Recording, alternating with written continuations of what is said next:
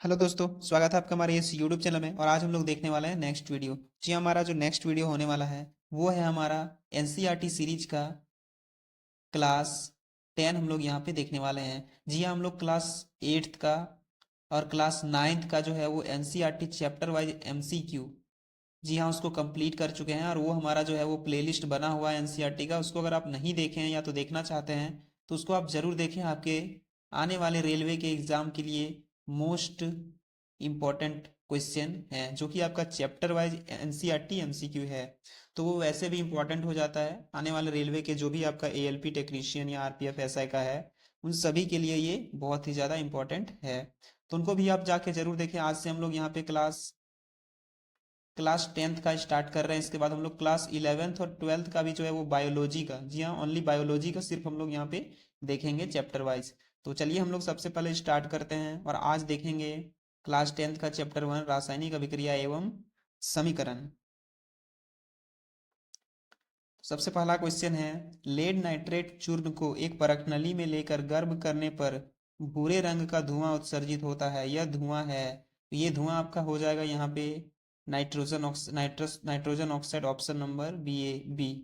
NO2 जो है वो आपका यहाँ पे इसका सही आंसर हो जाएगा। ये जो धुआं है वो यहाँ पे NO2 गैस का हो जाएगा। नेक्स्ट है क्वेश्चन नंबर 2। तो क्वेश्चन नंबर 2 है CaCO3 बराबर है CaCO plus CaO plus CO2। तो कैल्शियम, जी हाँ दोस्तों, कैल्शियम कार्बन ऑक्साइड हो जाएगा यहाँ पे। तो ये जो है ये आपका किस प्रकार की अभिक्रिया है, ये आपसे पूछा गया है। तो ये आपका अपघटन, जी हाँ दोस्तों, अपघटन अभिक्रिया इसको बोलते हैं। नेक्स्ट क्वेश्चन है क्वेश्चन नंबर 3। तो निम्नलिखित में से कौन अवकारक है। तो कौन सा अवकारक है, तो H2S जो है वो ऑप्शन नंबर डी यहाँ पे अवकारक हो जाएगा। नेक्स्ट है हमारा क्वेश्चन नंबर 4। तो श्वसन किस प्रकार की रासायनिक अभिक्रिया है। तो श्वसन जो है वो उपचयन रासायनिक अभिक्रिया हो जाएगा। उसके बाद नेक्स्ट है क्वेश्चन नंबर 5। तो शरीर में भोजन का पाचन किस प्रकार की अभिक्रिया है। तो शरीर में जो भोजन का पाचन है वो शरीर के अंदर किस प्रकार की अभिक्रिया है, ये वो पूछा जा रहा है। तो ऑक्सीकरण अभिक्रिया के द्वारा होता है भोजन का पाचन। नेक्स्ट है हमारा क्वेश्चन नंबर 6। तो निम्नलिखित में कौन ऑक्सीकारक है। तो यहाँ पे देख सकते हैं ऑक्सीकारक आपका ऑप्शन नंबर सी H2S जो है वो हो जाएगा। नेक्स्ट है क्वेश्चन नंबर 7। तो भौतिक परिवर्तन है, तो भौतिक परिवर्तन कौन सा है। तो अस्थायी परिवर्तन जो है वो आपका भौतिक परिवर्तन हो जाएगा। नेक्स्ट है क्वेश्चन नंबर 8। तो निम्नलिखित में से कौन ऑक्सीकरण क्रिया नहीं है। तो अवक्षेपण जो है वो ऑक्सीकरण अभिक्रिया नहीं है। नेक्स्ट है हमारा क्वेश्चन नंबर 9। तो यहाँ पे देख सकते हैं आपका एक रिएक्शन दिया हुआ है, अभिक्रिया है, जो कि आपका यहाँ पे दिया हुआ है magnesium plus oxygen, magnesium oxide. यहाँ पे संतुलित भी है दोस्तों, यहाँ पे देख सकते हैं 2, यहाँ पे भी 2 है।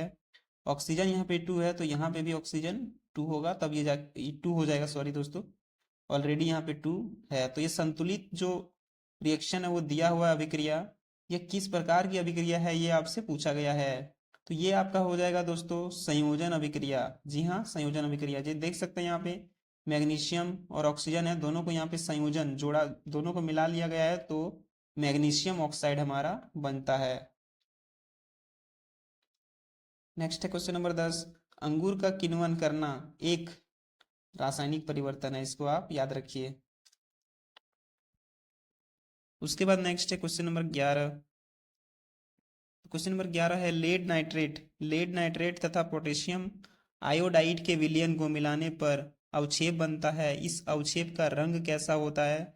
तो लेड नाइट्रेट और पोटेशियम आयोडाइड के विलयन को मिलाने पर अवक्षेप बनता है, ये किस तरह का बनता है, कौन से रंग का। तो पीला रंग का बनता है। नेक्स्ट है हमारा क्वेश्चन नंबर 12। तो निम्नलिखित में से कौन रेडॉक्स अभिक्रिया है। तो यहाँ पे देख सकते हैं H2 प्लस क्लोरीन, यहाँ पे 2HCl, ये जो है वो आपका रेडॉक्स अभिक्रिया हो जाएगा, ऑप्शन नंबर ए। नेक्स्ट है हमारा क्वेश्चन नंबर 13। तो कॉपर चूर्ण को वायु में गर्म करने पर उसके सतह पर कॉपर ऑक्साइड की एक परत जम जाती है। इस परत का रंग कैसा होता है। तो काला होता है, ऑप्शन नंबर बी।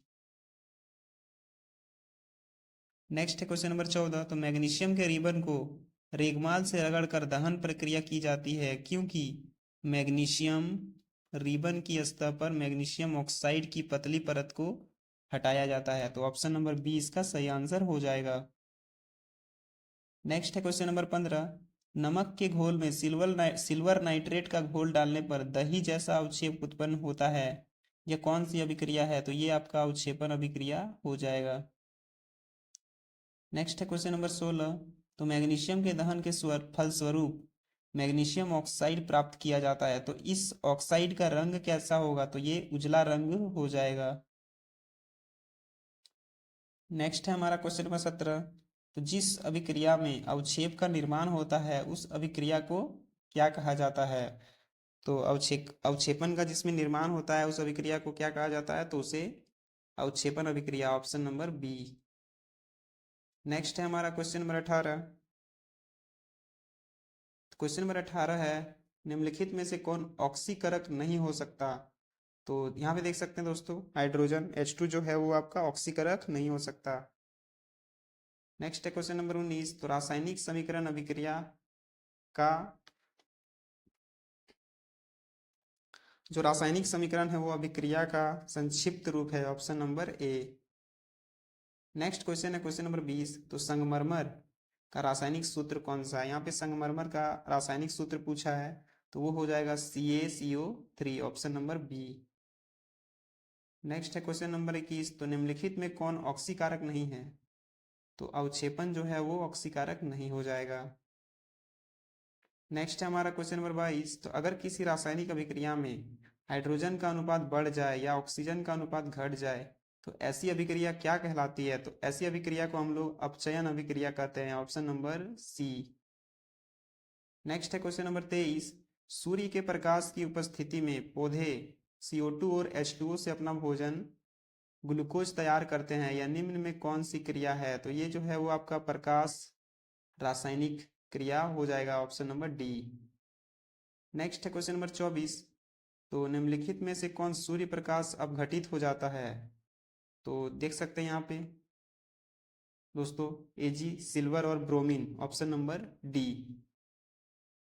नेक्स्ट है हमारा क्वेश्चन नंबर 25। तो चूना पत्थर को ऊष्मा देने पर कैल्शियम ऑक्साइड और कार्बन डाइऑक्साइड प्राप्त होता है, इस अभिक्रिया को क्या कहते हैं? तो इसे वियोजन अभिक्रिया कहते हैं, ऑप्शन नंबर सी।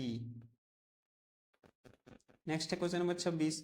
अगर गर्म CuO पर H2 गैस प्रवाहित किया जाए तो परत किस रंग का हो जाएगा? तो भूरे रंग का हो जाएगा, ऑप्शन नंबर सी।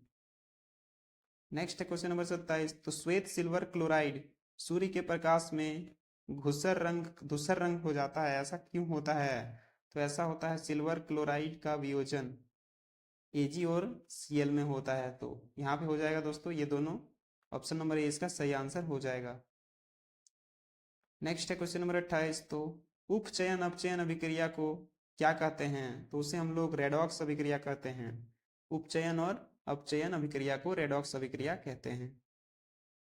नेक्स्ट है क्वेश्चन नंबर 29। तो मैग्नीशियम रिबन के वायु में दहन के फलस्वरूप श्वेत पदार्थ मैग्नीशियम ऑक्साइड बनाता है, इस अभिक्रिया में मैग्नीशियम का क्या होता है? तो मैग्नीशियम का इसमें उपचयन होता है, ऑप्शन नंबर बी। नेक्स्ट है क्वेश्चन नंबर 30। क्वेश्चन नंबर 30 है, संक्षारण किस प्रकार की अभिक्रिया है? तो संक्षारण जो है वो आपका उपचयन अभिक्रिया हो जाएगा, ऑप्शन नंबर डी। नेक्स्ट है क्वेश्चन नंबर 31। तो मैग्नीशियम रिबन का वायु में दहन एक रासायनिक परिवर्तन है, ऑप्शन नंबर डी। नेक्स्ट है क्वेश्चन नंबर 32। तो प्राकृतिक गैस का दहन किस प्रकार की अभिक्रिया है? तो ये आपका ऊष्माक्षेपी अभिक्रिया हो जाएगा, प्राकृतिक गैस का दहन। नेक्स्ट क्वेश्चन है क्वेश्चन नंबर 33। तो जिन रासायनिक अभिक्रियाओं में उत्पाद के साथ ऊष्मा उत्पन्न होता है उसे हम लोग ऊष्माक्षेपी अभिक्रिया कहते हैं, ऑप्शन नंबर बी। नेक्स्ट है, मैग्नीशियम रिबन के दहन होने पर किस प्रकृति को लौ उत्पन्न होती है? तो श्वेत और चमकदार, ऑप्शन नंबर सी। नेक्स्ट है, जिंक तथा लेड कॉपर की अपेक्षा अधिक क्रियाशील होती है, ऑप्शन नंबर बी। नेक्स्ट है क्वेश्चन नंबर 36। तो निम्नलिखित में ऊष्माक्षेपी अभिक्रिया कौन है? तो यहाँ पे देख सकते हैं ऑप्शन नंबर ए आपका सही हो जाएगा, ये आपका ऊष्माक्षेपी अभिक्रिया हो जाएगा। नेक्स्ट है हमारा क्वेश्चन नंबर 37। वे अभिक्रियाएं जिनमें अभिकारकों के बीच आयनों का आदान प्रदान होता है उन्हें क्या कहते हैं? तो द्विविस्थापन अभिक्रिया कहते हैं। नेक्स्ट है क्वेश्चन नंबर 38। तो निम्नलिखित में से कौन सी सूचना रासायनिक समीकरण में प्राप्त नहीं होती? तो प्रतिक्रिया के रंग जो है वो रासायनिक समीकरण से प्राप्त नहीं होता। नेक्स्ट है क्वेश्चन नंबर 39। तो देख सकते हैं यहाँ पे मैग्नीशियम और ऑक्सीजन को, मैग्नीशियम ऑक्साइड या रासायनिक किस समीकरण किस प्रकार है? ये आपका संतुलित हो जाएगा। देख सकते हैं यहाँ पे, ये आपका यहाँ पे मैग्नीशियम 2 है तो आपका ऑक्सीजन भी 2 है, इधर भी जो है वो मैग्नीशियम और ऑक्सीजन 2 2 हैं, तो ये जो है वो आपका संतुलित समीकरण हो जाएगा। नेक्स्ट है हमारा क्वेश्चन नंबर 40। तो बेरियम हाइड्रोक्साइड और अमोनिया क्लोराइड को 2:1 के अनुपात में मिलाने पर पात्र ठंडा हो जाता है, तो यह किस अभिक्रिया का उदाहरण है? तो ये आपका ऊष्माशोषी अभिक्रिया का उदाहरण है। नेक्स्ट है हमारा क्वेश्चन नंबर 41। तो यहाँ पे देख सकते हैं आपका दिया हुआ है Fe2O3 प्लस 2Al बराबर है Al2O3 प्लस 2Fe। यह अभिक्रिया किस प्रकार की है? तो ये आपका विस्थापन अभिक्रिया है और ये संतुलित भी है, इसको आप देख लें। नेक्स्ट है क्वेश्चन नंबर 42। तो किसी अभिक्रिया में भाग लेने वाले पदार्थ क्या कहलाते हैं? तो वे अभिकारक कहलाते हैं। नेक्स्ट है क्वेश्चन नंबर 43। तो निम्नलिखित में से कौन सही नहीं है? तो ऊष्माक्षेपी अभिक्रिया में ताप का शोषण होता है, ये आपका सही नहीं है, ये आपका गलत हो जाएगा। बाद बाकी यहाँ पे देख सकते हैं ऑक्सीकरण और अवकरण साथ साथ होते हैं। दहन और श्वसन ऑक्सीकरण के उदाहरण हैं। और चिप्स की थैलियों में नाइट्रोजन गैस नरम होता है, तो ये A C D सही है और बी आपका गलत है। इस क्वेश्चन का राइट आंसर भी बी हो जाएगा। नेक्स्ट है क्वेश्चन नंबर 44। तो अभिक्रिया CuO plus H2 Cu plus H2O में किसका अपचयन होता है? तो CuO का जो है वो अपचयन हो रहा है। नेक्स्ट है क्वेश्चन नंबर 45। वह अभिक्रिया जिसमें 2 या 2 से अधिक ऑक्सीकारक मिलकर एकल उत्पाद का निर्माण करते हैं उसे कहते हैं, उसे संयोजन अभिक्रिया कहते हैं। नेक्स्ट है क्वेश्चन नंबर 46। जब अभिकर्मक टूटकर छोटे छोटे उत्पाद उत्पन्न करते हैं तो उसे क्या कहते हैं? तो उसे हम लोग वियोजन अभिक्रिया कहते हैं।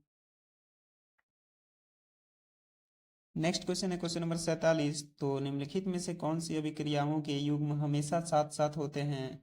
तो उदासीनी और विस्थापन अभिक्रिया। नेक्स्ट है क्वेश्चन नंबर 48। नीचे दी गई अभिक्रिया के संबंध में कौन सा कथन असत्य है? तो ये आपका एक अभिक्रिया यहाँ पे दिया हुआ है रिएक्शन, इसमें आपको बताना है कि ये जो 3 4 ऑप्शन यहाँ पे है तो ये यहाँ पे कौन सा असत्य है। तो ये जो है वो इसका सही आंसर हो जाएगा इनमें से सभी सभी जो है वो आपका यहाँ पे सत्य हो जाएगा। नेक्स्ट है क्वेश्चन नंबर 49। तो कॉपर सल्फेट के घोल में लौह चूर्ण डालने पर क्या पृथक होता है? तो कॉपर जो है वो पृथक होता है। नेक्स्ट है क्वेश्चन नंबर 50। SO2 गैस ऑक्सीकारक है अथवा अवकारक? ऑक्सीकारक और अवकारक हो जाएगा।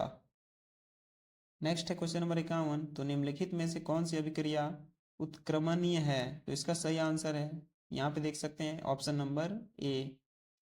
नेक्स्ट है क्वेश्चन नंबर 52। वैसी रासायनिक अभिक्रिया जो प्रकाश के अवशोषण द्वारा घटित होती है क्या कहलाती है? तो प्रकाश रासायनिक अभिक्रिया कहलाती है। नेक्स्ट है क्वेश्चन नंबर 53। तो तांबे की वस्तुओं पर हरी परत का जमना क्या कहलाता है? तो संक्षारण कहलाता है। नेक्स्ट है हमारा क्वेश्चन नंबर 54। तो दानेदार जस्ता पर तनु H2SO4 डालने पर कौन सी गैस उत्पन्न होती है? तो H2 हाइड्रोजन गैस उत्पन्न होती है। नेक्स्ट है क्वेश्चन नंबर 55। तो यहाँ पे देख सकते हैं एक रिएक्शन दिया हुआ है, पूछा है इस समीकरण में H2O क्या है? तो जो H2O है दोस्तों ये हमारा यहाँ पे क्या है ये आपसे पूछा है। तो इसका जो सही आंसर है ये H2O आपका ऑक्सीकारक हो जाएगा, ऑप्शन नंबर ए। नेक्स्ट है क्वेश्चन नंबर 56। संक्षारण का उदाहरण है, तो संक्षारण का उदाहरण है लोहे में जंग लगना, चांदी की वस्तुओं के ऊपर काली परत का चढ़ना और तांबे के बर्तन पर हरे रंग का परत का बनना। ये जो है वो आप याद रखिएगा संक्षारण के बारे में।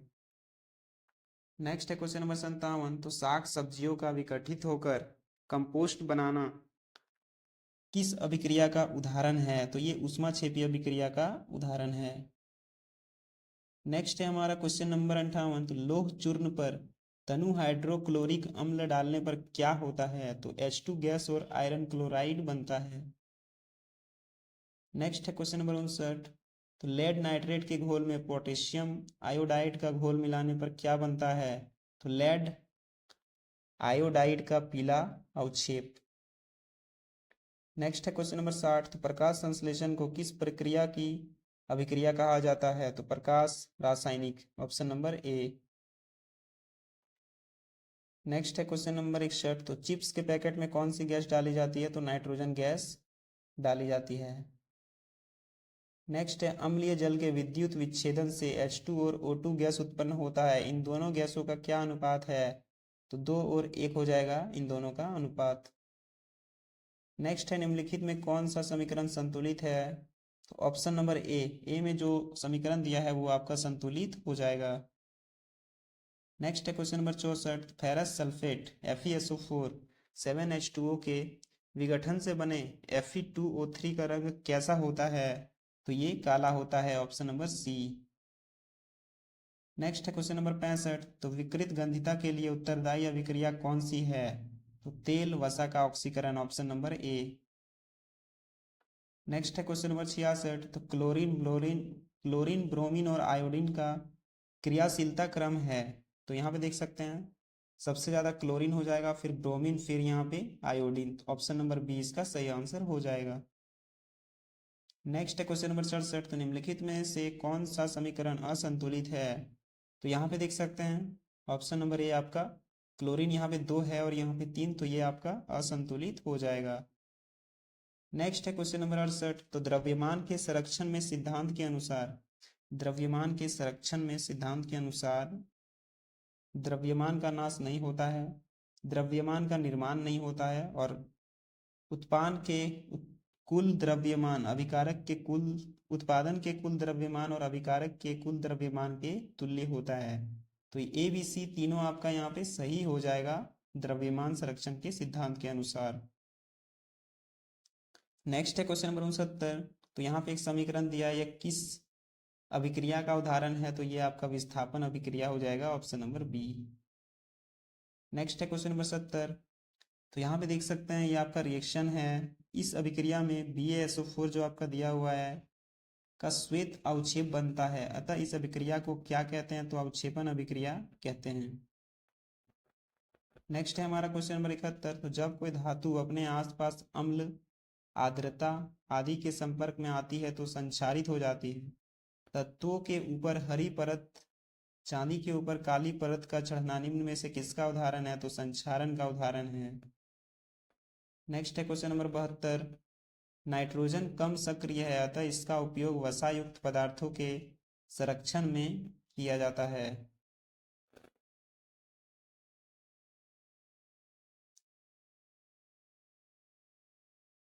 नेक्स्ट क्वेश्चन है क्वेश्चन नंबर 73।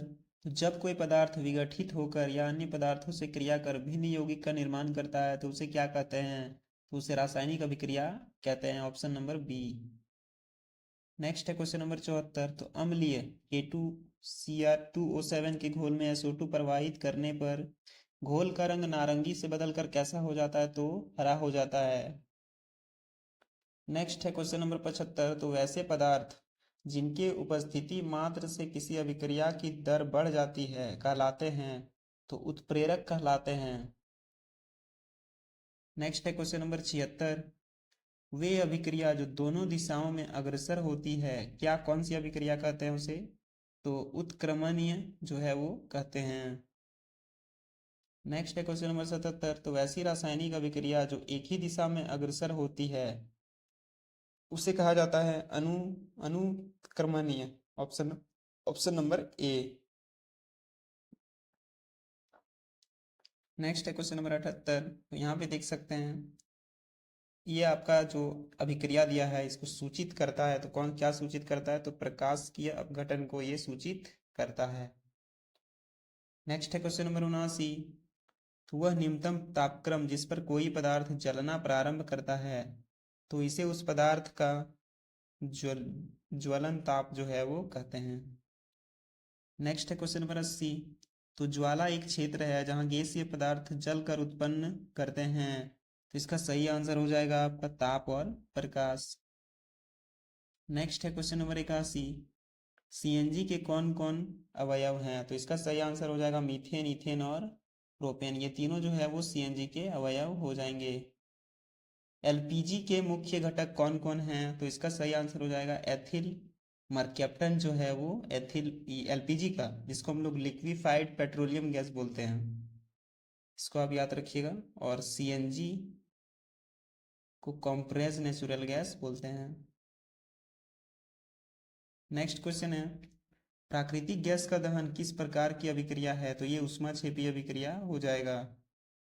नेक्स्ट है क्वेश्चन नंबर 84। तो रासायनिक समीकरण में अभिकारकों के कुल भार उत्पाद के कुल भार के बराबर रहता है संतुलित रासायनिक समीकरण में। नेक्स्ट है क्वेश्चन नंबर 85। तो रासायनिक समीकरण को उपयोगी बनाने के लिए निम्न में कौन उपयुक्त नहीं है? तो सूत्रों का मातृभाषा में लिखना।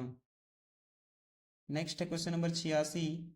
ऐसी समीकरण जिसमें तीर के चिन्ह के दोनों ओर तत्वों के परमाणुओं की संख्या समान नहीं हो क्या कहलाती है? तो असंतुलित समीकरण कहलाती है। नेक्स्ट है क्वेश्चन नंबर 87। तो रासायनिक समीकरण Fe+H2O को इतना को आपको ये जो समीकरण दिया हुआ है उसको संतुलित करने पर, संतुलित अगर हम लोग करते हैं तो जल में अणुओं की संख्या क्या होगी? तो जल में जो अणुओं की संख्या है वो आपका यहाँ पे 4 हो जाएगा, ऑप्शन नंबर सी। नेक्स्ट है क्वेश्चन नंबर 88। तो किसी रासायनिक अभिक्रिया में परमाणुओं के आपसी आबंध में किन परिवर्तनों के आधार पर नए पदार्थों का निर्माण होता है? तो ए और बी, आबंध के टूटने और आबंध के जुड़ने, ये दोनों आपका सही आंसर हो जाएगा।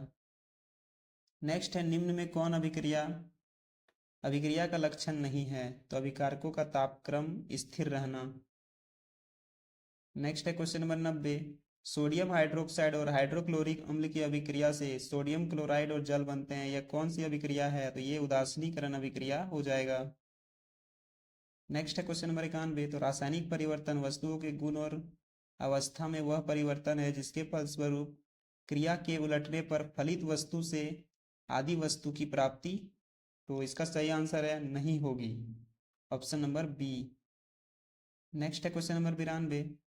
तो निम्न में कौन अभिक्रिया के लक्षण हैं? तो अभिकारक के स्वरूप में परिवर्तन होना, ताप का उत्सर्जन और प्रकाश का उत्सर्जन, ऑप्शन नंबर डी, इनमें से सभी।